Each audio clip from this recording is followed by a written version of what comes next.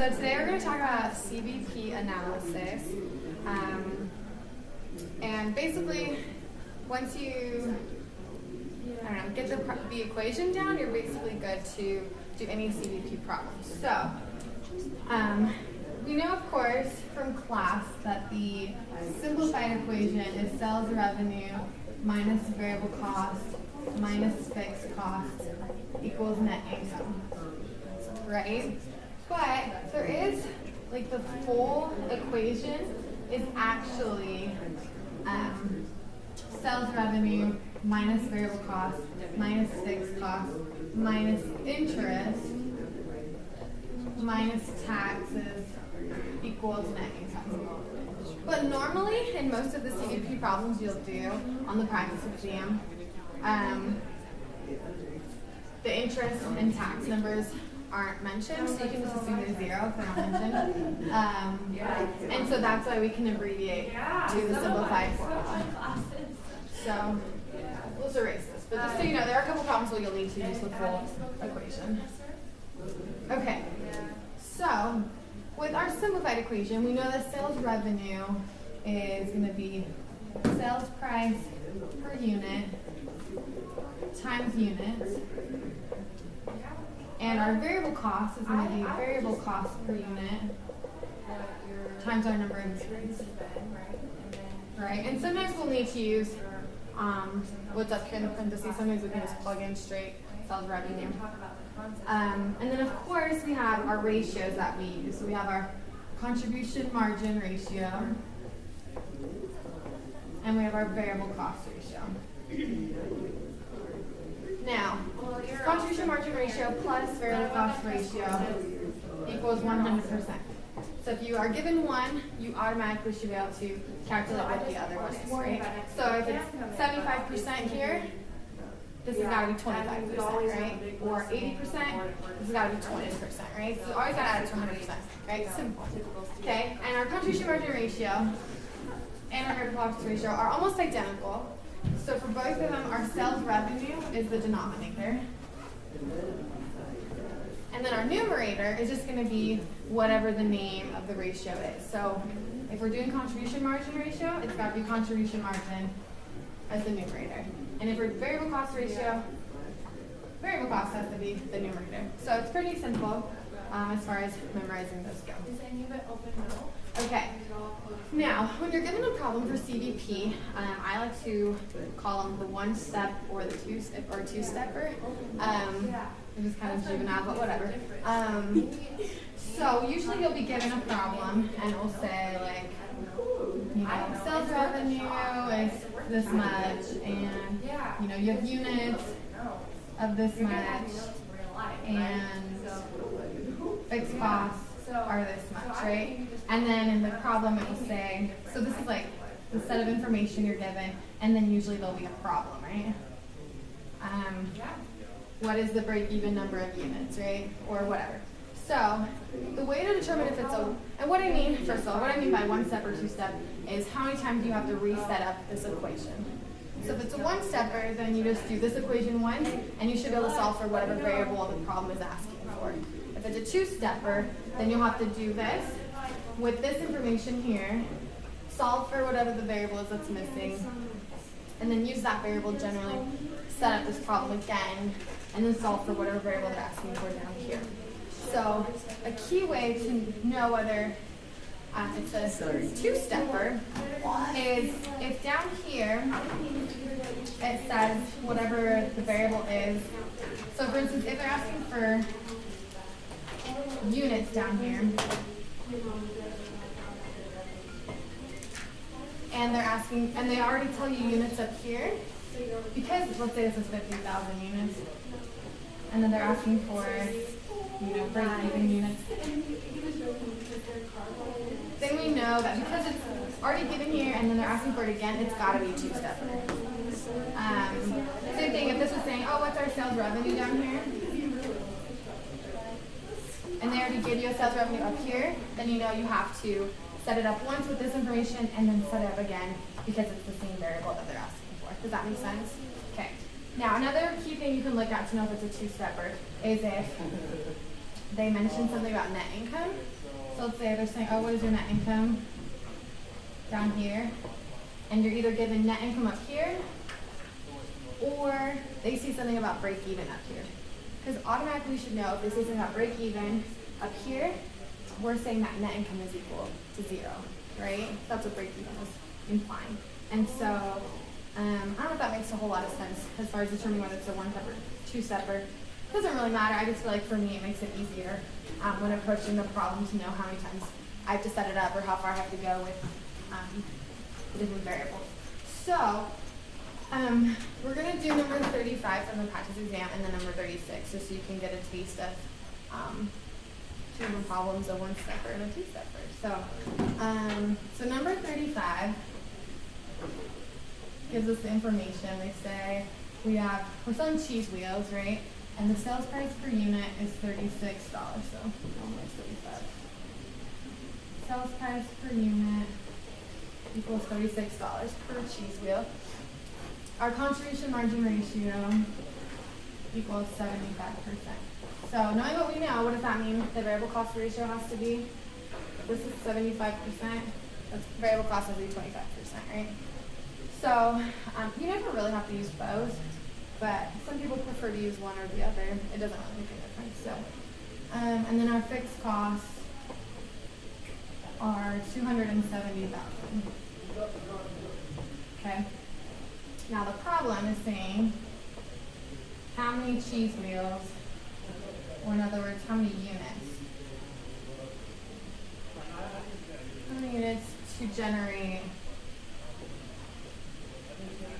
a profit or net income, in other words, of $54,000. Okay, so what's the variable they're asking for here? It's units, right? That's what we're solving for. So we look up here. Does it mention units up here? We have sales price per unit, but that's not the same thing as units, right? We have contribution margin and fixed cost. So it doesn't mention units up here, and it doesn't say anything about break even up here either. And so to me, it looks like it should just be a 1-step problem. So is it okay if I erase this?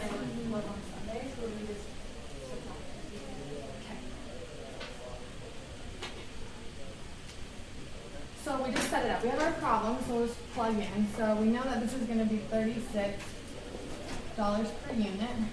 And we don't know what our units are. So since that's what we're solving for, we'll just put in X, right? And then our contribution margin ratio is 75%. So if we use our equation, contribution margin ratio of 75% equals contribution margin divided by sales revenue. Also, so you can either do the full contribution margin and full sales revenue, or you can do contribution margin per unit and sales revenue per unit, or in other words, the sales price per unit, right? So since we do know sales price per unit is 36, so then if we just multiply both sides by $36, we get contribution margin per unit is equal to 75% of 36, which, do you want to do that in calculator class? I think it's 27, but let's just double check. Yeah. Okay. So $27 is our contribution margin per unit. Okay. So, forgot to mention this. Sales revenue minus variable cost is your contribution margin. That's important. So, we can just go ahead and plug in that our contribution margin per unit is 27 here. And of course, since it's per unit, we have to put the X in here since we don't know the number of units, right? Or what you could have done is you could say, well, if my contribution margin percentage or ratio is 75%, that means variable cost ratio is 25%. So we could have just done 36 times 25% to get our variable cost per unit, which would have been $9. And then we could have said 36 minus 9x gives us 27x. So either way, you can either solve for variable cost per unit or contribution margin per unit. It'll get you the same answer eventually. Okay, and then we're gonna do minus, so we have our fixed cost here, 270,000. And we want our net income to be 54.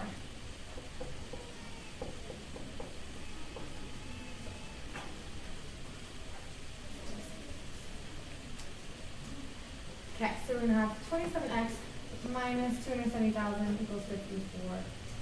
So if we just add 270,000 to both sides, we get 27x is equal to 324,000. So then if we just divide both sides by 27,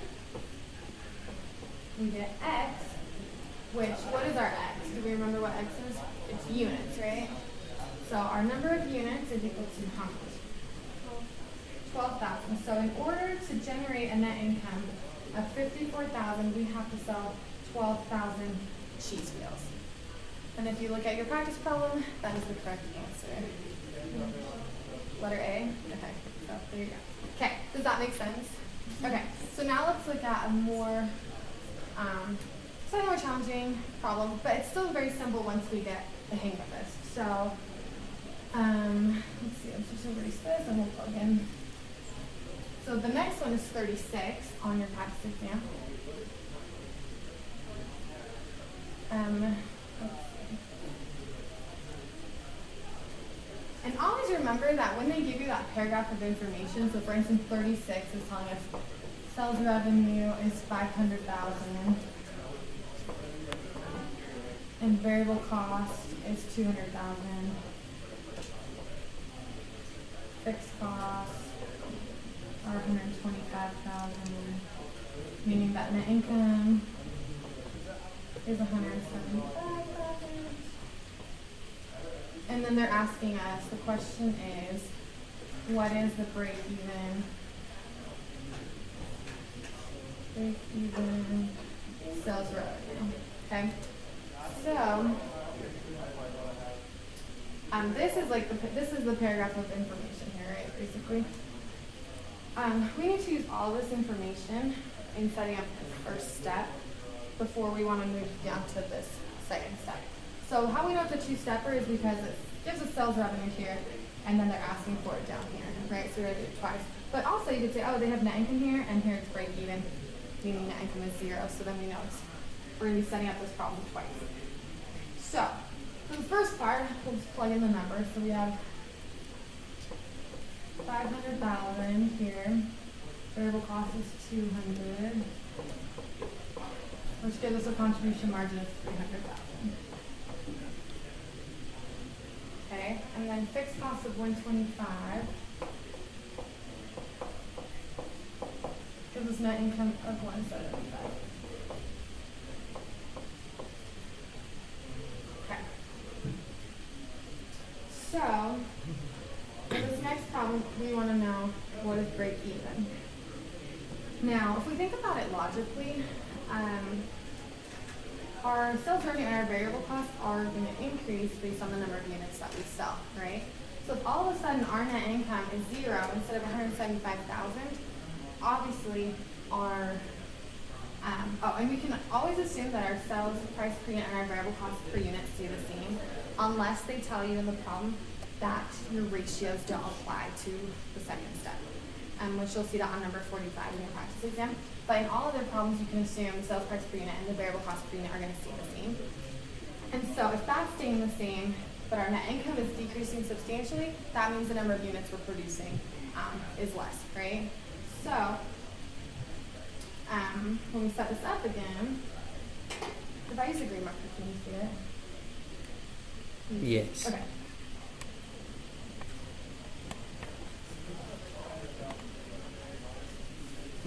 Okay, so we know net income is going to be 0 because we're doing break even, right? And my arms are killing me. And fixed costs we can just drop down. So we have 125,000 here. But we don't know what sales revenue is because we've solved for it. And we don't know what variable cost is because we don't know the units and we don't know the price per unit or the variable cost per unit. So what we can do is figure out using our ratios. So if we do the contribution margin ratio, so we get contribution margin of 300,000 over sales revenue of 500,000. Oh, I'm not reading. You're good. Can you still see it? Yeah, now you Yeah, there we go. Okay. So 300,000 divided by 500,000 gives us a contribution margin of can. 0.6. Yeah, 0.6. Okay. So our contribution margin is equal to 0.6 or 60%. So, if we just say, in this problem we don't know what our sales revenue is, right? Because if you remember, contribution margin ratio is contribution margin divided by sales revenue.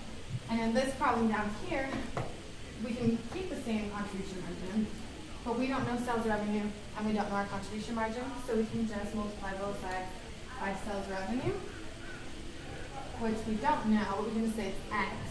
So then we get contribution margin is equal to 0.6 times sales revenue. Or in other words, 0.6X.